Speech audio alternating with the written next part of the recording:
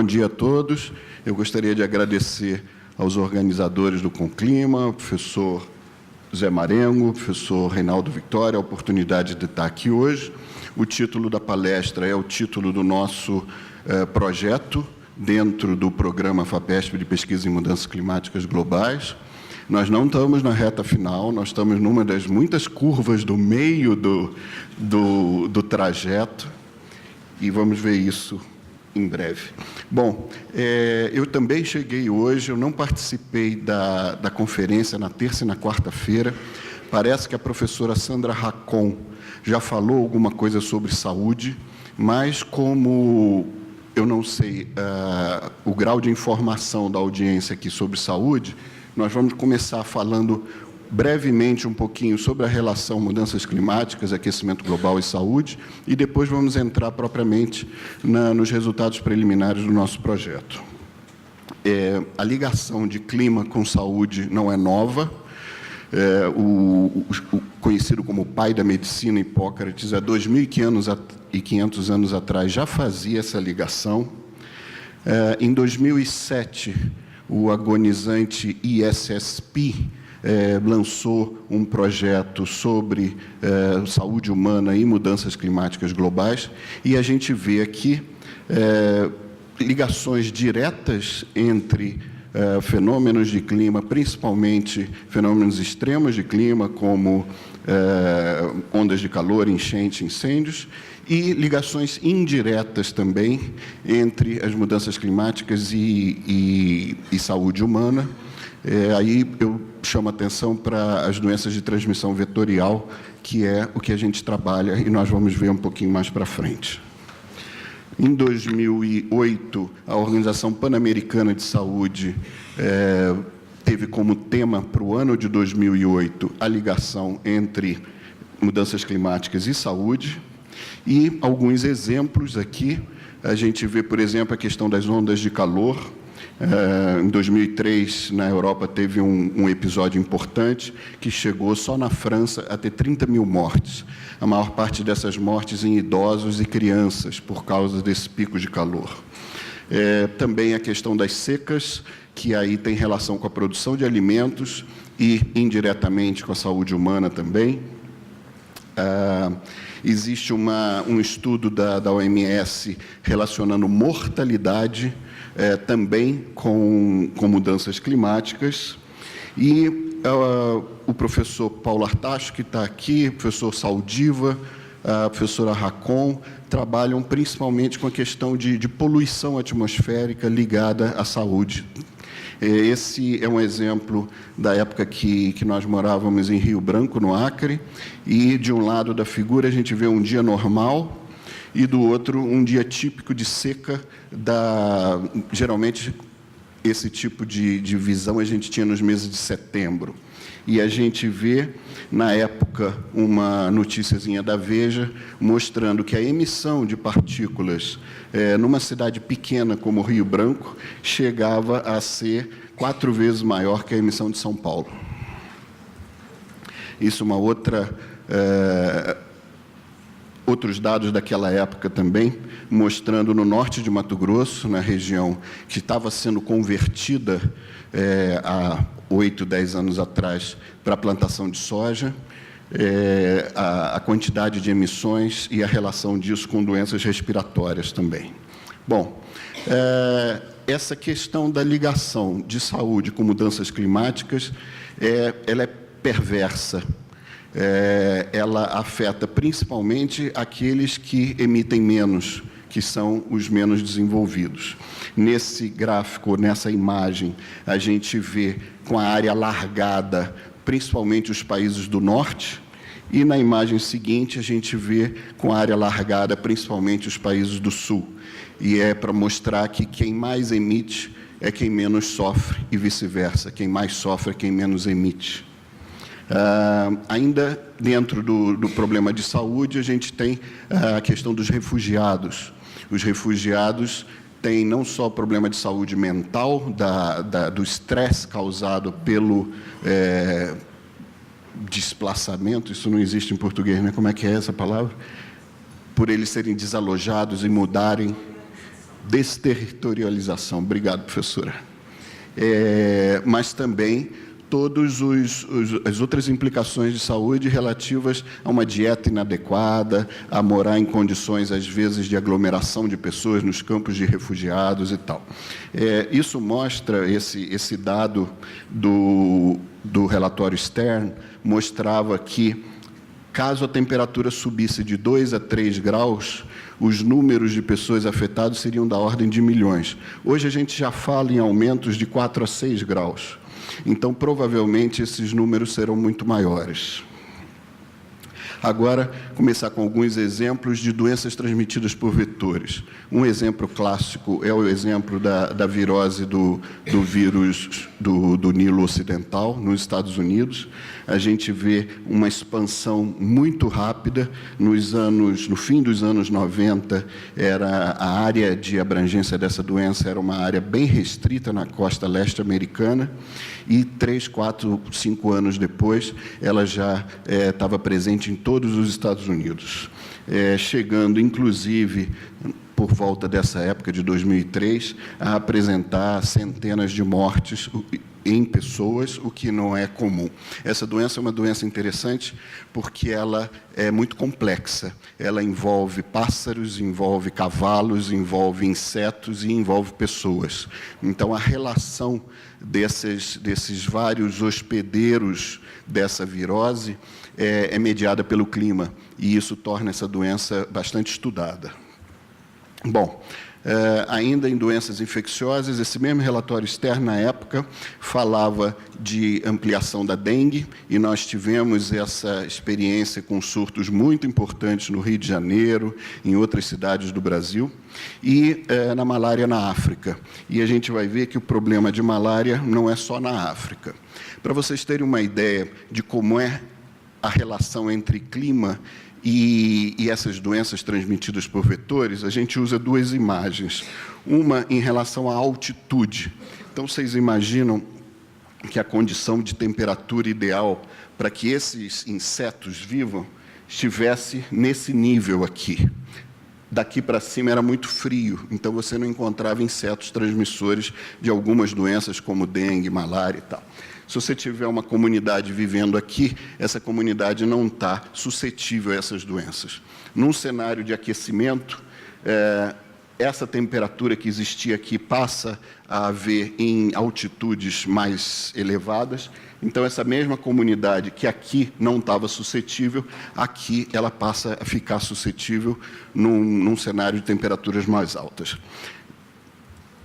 Da mesma maneira, em relação à latitude.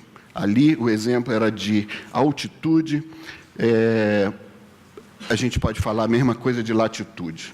Um exemplo... Ixi, agora eu fiz uma bobagem.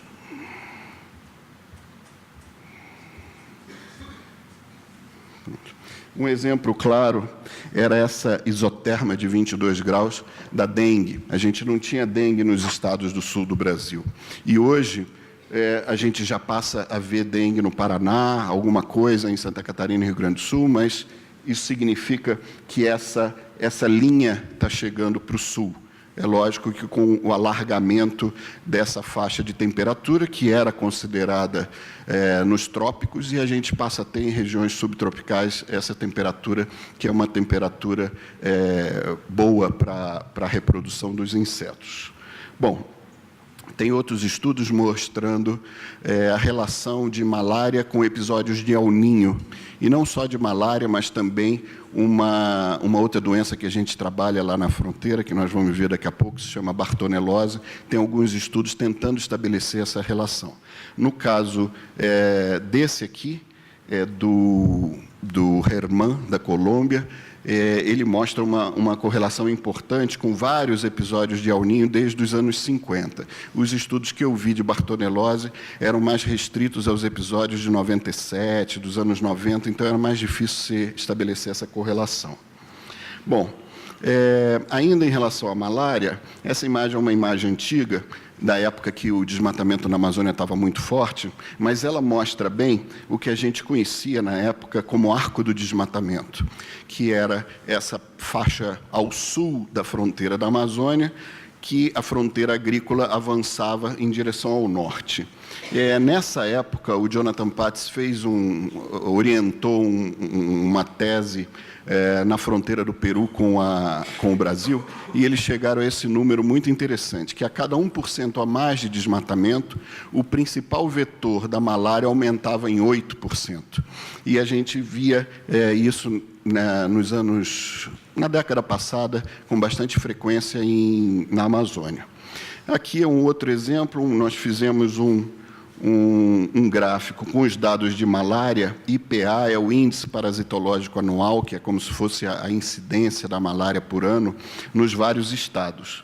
Aí a gente vê que a Amazônia como um todo estaria dentro da faixa de risco médio e que aqueles estados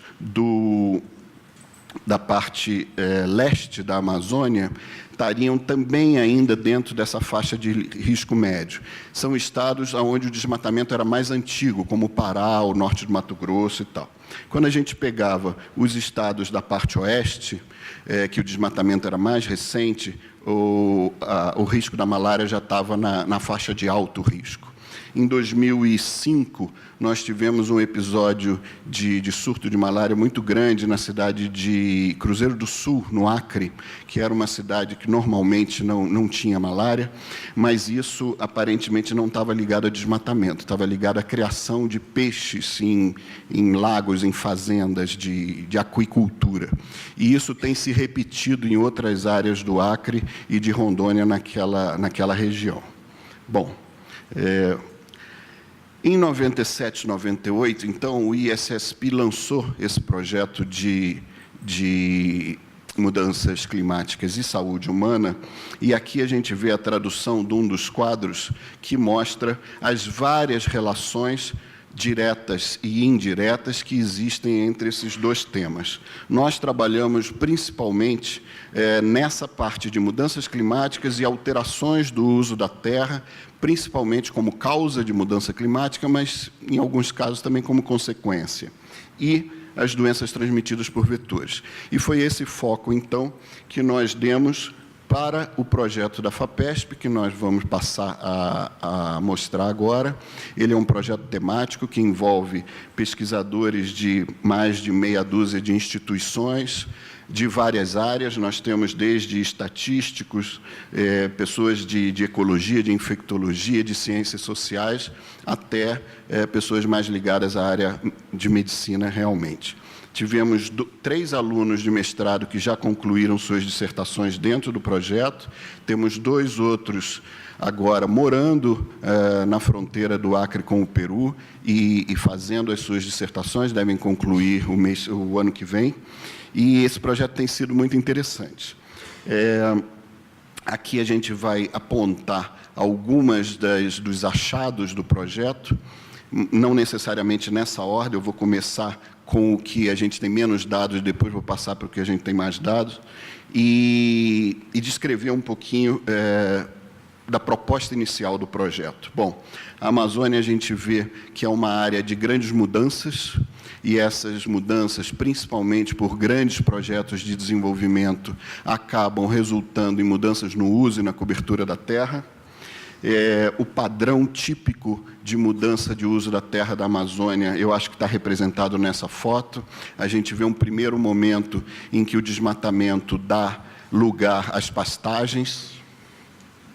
Isso, normalmente, perto de uma rodovia. Depois, a área de floresta que existia mais longe da rodovia é convertida novamente, ou não novamente, porque é a primeira conversão, mas é também convertida, porque essa área de pastagem ficou pobre, está depletada e precisa de correção de insumos agrícolas. O insumo é muito caro para a atividade pecuária, então essa área que era de pecuária passa a ser usada pela agricultura extensiva, principalmente pela soja, pelo milho, pelo algodão, e a nova área convertida, então, dá lugar à pastagem inicialmente. a gente considera que o asfaltamento de rodovias na Amazônia é o principal vetor de mudanças no uso da terra, e esse estudo feito pelo IPAM e pelo UDSRO em, se não me engano, 2006, 2007, mostrou que mais de 80% do desmatamento está numa distância de até 50 quilômetros das principais rodovias na Amazônia. Bom, a nossa área de estudo é o que a gente conhece como Amazônia Ocidental ou Sul-Ocidental. Ela engloba o estado do Acre inteiro, boa parte de Rondônia, partes do Peru e da Bolívia. O nosso centro, a nossa base, é no município de Assis Brasil, que é um município que está na fronteira trinacional entre Madre de Dios, no Peru, Acre, no Brasil, e Pando, na Bolívia. É um município também onde passa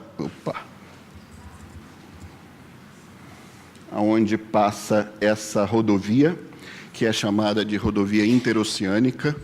Ela acabou de ser asfaltada agora, na década passada. Na verdade, a última parte, que já era dentro do Peru, acabou há coisa de 1 ou 2 anos atrás.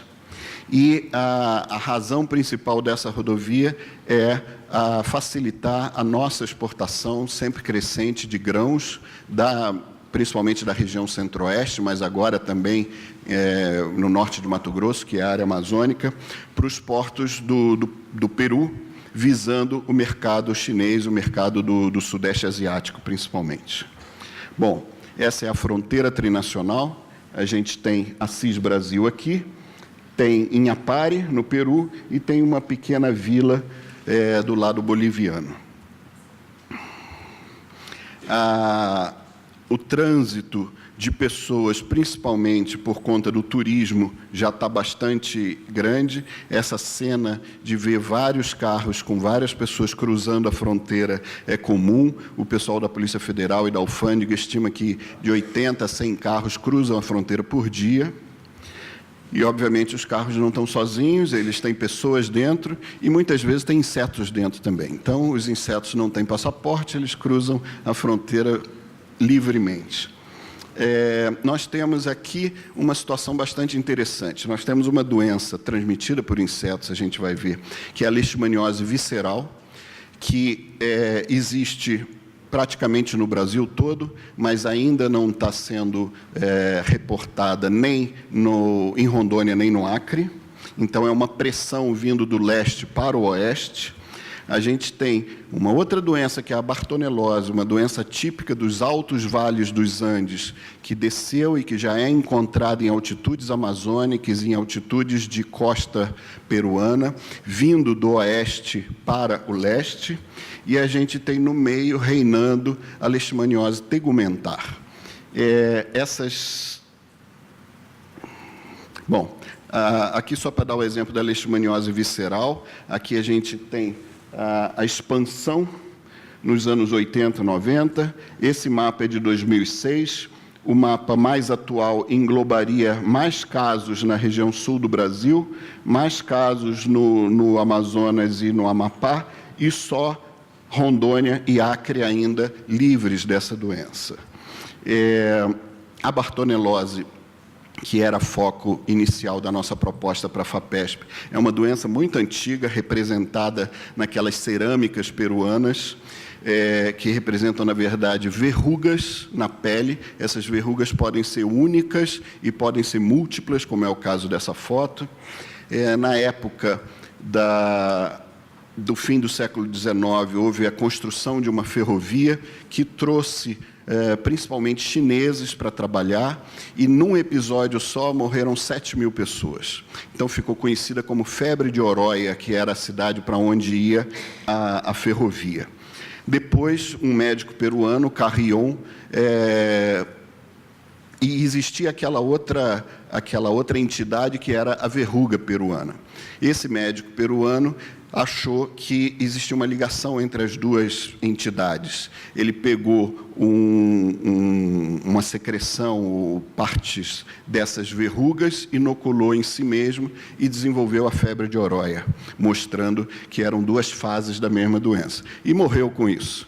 Então, a doença ficou conhecida no Peru como doença de Carrión. Ela teve uma evolução geográfica muito grande, chegando à fronteira com o Acre. E na época que a gente começou a se interessar por essa doença, existia um pico muito grande nos anos 2004, 2005.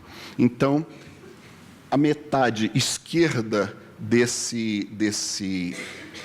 imagem era o que a gente conhecia na época que fez a proposta para a FAPESP. Depois nós passamos a conhecer a metade direita e ver que, na verdade, houve um grande pico no meio, mas que atualmente o número de casos e de mortes não é muito alto. Mas ninguém sabe por que desse grande pico. A gente não sabe se isso tem relação com o El Niño, a gente não sabe se isso tem relação com mudanças mais constantes na temperatura, provavelmente não, porque a quantidade de casos não aconteceu, e a gente ainda está investigando isso agora junto com colegas peruanos.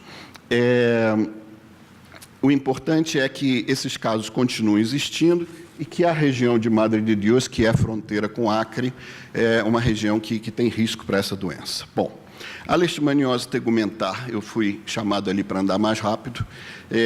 No Acre, o Ministério da Saúde diz que a partir de 71 casos por 100 mil habitantes é considerado alto risco de infecção. No Acre, a gente tem 2 vezes isso. Em Assis Brasil, a gente tem basicamente 20 vezes isso. É uma doença de animais silvestres, é uma doença de pessoas que entravam em contato com a floresta, principalmente para derrubadas, e hoje é uma doença que já existe em áreas periféricas de cidades. É uma doença caracterizada por úlceras, é uma doença que não mata, por isso ela é negligenciada por parte dos laboratórios e mesmo das pesquisas, e essas úlceras podem ser em pele e podem ser em mucosa. Aqui tem alguns exemplos. Esse é um exemplo típico de uma imagem de um local onde existe isso. Uma casa perto da floresta, com animais que não só propiciam material orgânico para esses vetores, mas que muitas vezes servem também de alimento para esses vetores. A gente tem essas casas com frestas, e embaixo dessas casas, geralmente, criação de galinhas e porcos e tal. Bom, é esse bichinho que nós estamos falando, e a nossa ligação com o clima se dá através desse bichinho. Biologicamente falando, ele é uma mosca, não é um mosquito, mas todo mundo conhece como mosquito palha. Só para a gente ter uma ideia, se esse é o mosquito da dengue, é o Aedes, desse tamanho, o mosquito palha tem esse tamanho. Então, é bem difícil de ver, muitas pessoas não identificam por causa do tamanho, e é um bicho que existe na floresta, ele se alimenta e pica animais da floresta, animais do peridomicílio e pessoas. Então, esse ciclo é um ciclo complexo e, como ele é muito pequenininho, ele é muito sujeito a mudanças na temperatura, na umidade, nos ventos, e por isso é a nossa maior ligação com a questão de clima. Bom, nós estamos fazendo um levantamento disso, só para ter uma ideia, em 10 dias de trabalho em 2008, foram 3.000 indivíduos coletados, mais de 50 espécies. Nós hoje estamos fazendo uma coleta mensal durante 12 meses, que é o que o Ministério considera monitoramento. Durante 12 meses, 5 noites por mês, sempre na lua nova, que é a lua que tem menos luz, porque a gente usa uma armadilha luminosa. Então, a lua nova compete menos com a armadilha. O número de insetos coletados em cada semana desses meses variou de 500 até 4.000. Então, nós estamos agora trabalhando na identificação desses insetos e depois vamos fazer PCR daqueles coletados mais próximos do homem para ver se eles têm ou a leishmania ou a bartonella, que causa aquelas 2 doenças. No caso da leishmania, nós também estamos fazendo coleta de sangue e de amostras das lesões das pessoas que têm a doença, para conhecer melhor quais são as espécies de leishmania que causam essa doença lá, e são muitas.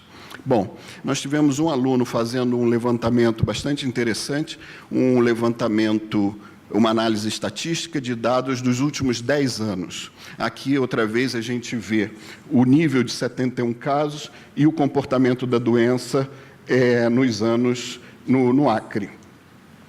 Naquela outra doença, na bartonelose, a gente tinha um pico também aqui, em 2004, 2005.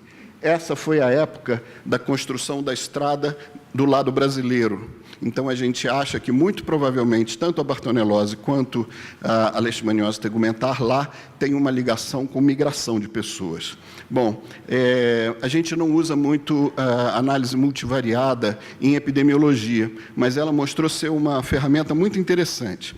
Aqui a gente vê 2 grupamentos principais, dentro desse 2 subgrupos e aqui 3 subgrupos. Isso são os 22 municípios do Acre. Isso permitiu a gente a fazer agrupamentos por semelhanças epidemiológicas e não um agrupamento de municípios simplesmente com critérios geográficos. E isso facilita as ações de educação em saúde, as ações de prevenção, já que esses municípios, por exemplo, esse aqui e esse aqui, são parecidos em termos epidemiológicos.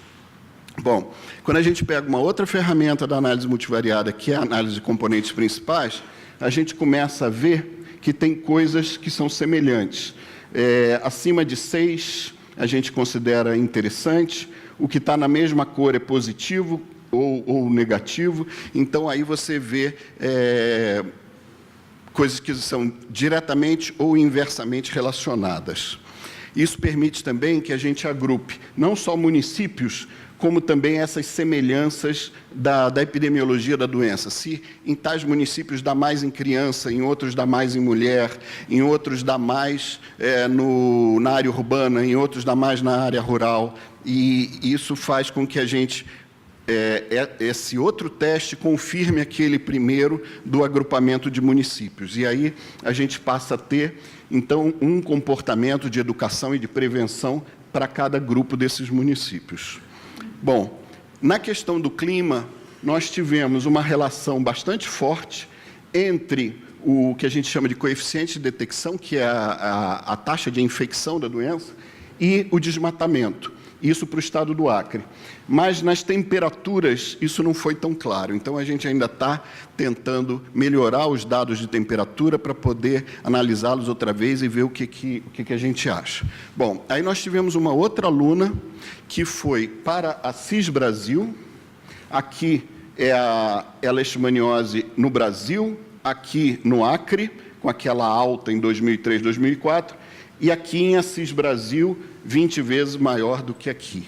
Então, ela foi para Assis Brasil, e aí, usando metodologia qualitativa, ela acabou validando as informações do estudo retrospectivo que o Matheus tinha feito, e encontrando os mesmos achados no município de Assis Brasil, achados que eu digo em relação ao perfil epidemiológico dessas pessoas acometidas pela doença, as condições de moradia e tal. Mas aqui são os casos na área urbana, aqui os casos na área rural, são 3 seringais, 3... como se fossem fazendas distantes da área urbana, e as condições de moradia são similares, de criação de animais, de tal. Mas o que foi interessante é que ela fez também um estudo de conhecimento, atitudes e práticas. E aí, o que as pessoas conhecem sobre a doença, que ela existe muito lá, e como é que elas se defendem, o que elas acham do mecanismo de transmissão e tal. Aqui é basicamente que conhece e que todo mundo diz que sabe como é que ela é transmitida. Mas quando você chega nos discursos, uns falam em mosquito, outros dão até o nome, mas aí já tem outros que confundem com carrapato, com inflamação de cabelo e tal. Então, a gente vê que o nível de informação não é o mesmo para todos. As pessoas que conhecem dizem que o mosquito é pequenininho, que é pouco visível, que a gente quase não vê. Depois, aqui nas medidas preventivas, alguns dizem que não tem nada para fazer, outros relacionam com coçar a ferida, bater. Já tem outros que dizem que o uso de mosquiteiro é interessante, mas aí eles pegam um mosquiteiro de malha grande que está sendo distribuído para o controle da malária, e aquele inseto que é 10 vezes menor passa pela malha e pica as pessoas tranquilamente. Então, isso é uma coisa que a gente quer trabalhar. Bom, a gente tem trabalhado parte disso no desenvolvimento... Onde é que está? Está aqui. De um sistema móvel, é um sistema desenhado para tablets e para telefones também. E esse sistema tem basicamente 3 telas. Aqui é um banco de dados, onde você põe o nome da pessoa, põe os dados biomédicos, pode botar observações, pode criar quantos campos você quiser. E tem também uma parte de imagens, você pode capturar as imagens com o próprio aparelho, e tem imagens da lesão, imagens de onde a pessoa mora, desse tipo de coisa. E, além disso, você pega os dados de coordenada de GPS também. Aí, automaticamente, ele joga esses dados no mapa. Esse mapa pode ter vários zooms, isso você abre com o próprio dedo, como essas telas sensíveis e tal. E aqui, em cada caso desse, você tem uma legenda com informações se é homem, se é mulher, se é na área urbana, se é na área rural. E se você clica em cima de um caso desse, esses principais dados aqui aparecem também. A gente está usando isso para mapeamento e a gente espera chegar a usar isso para os estudos com GIS no ano que vem, mas a gente tem uma outra ideia que eu não ia dizer, mas já estou dizendo. Reinaldo, vamos apresentar propostas em breve, que é usar isso para educação em saúde. Existe um joguinho aí que muita gente conhece, de uma fazenda, que você tem que colher os ovos, aí você ganha ponto porque colheu o ovo, e se você não põe o adubo na pastagem, você perde ponto porque o boi não vai comer direito e tal. A gente pensa em fazer uma coisa dessa com o domicílio típico lá, e as pessoas tendo que não deixar matéria orgânica perto da casa para o mosquito não crescer, botar a galinha a pelo menos 20 ou 30 metros de distância como barreira para esses insetos não chegarem perto das pessoas, usar mosquiteiro, passar repelente e tal. Ela fazendo isso, ela ganha pontos ou perde pontos. A gente acha que um joguinho desse tipo seria interessante para a parte de educação em saúde. Bom, para encerrar, esse é uma imagem da Amazônia, uma imagem da época dos grandes desmatamentos. Hoje a gente vê que isso diminuiu, mas a emissão de gases do Brasil continua muito ligada a mudanças do uso da terra na Amazônia. E aqui não é análise multivariada, mas é esse achado principal, essa correlação bastante forte entre o desmatamento e a leishmaniose tegumentar no estado do Acre. A gente ainda está trabalhando nisso nas unidades menores dos 22 municípios. E é para responder esse tipo de observações que as próprias pessoas de lá fazem que a gente desenvolveu e realiza esse trabalho. Muito obrigado.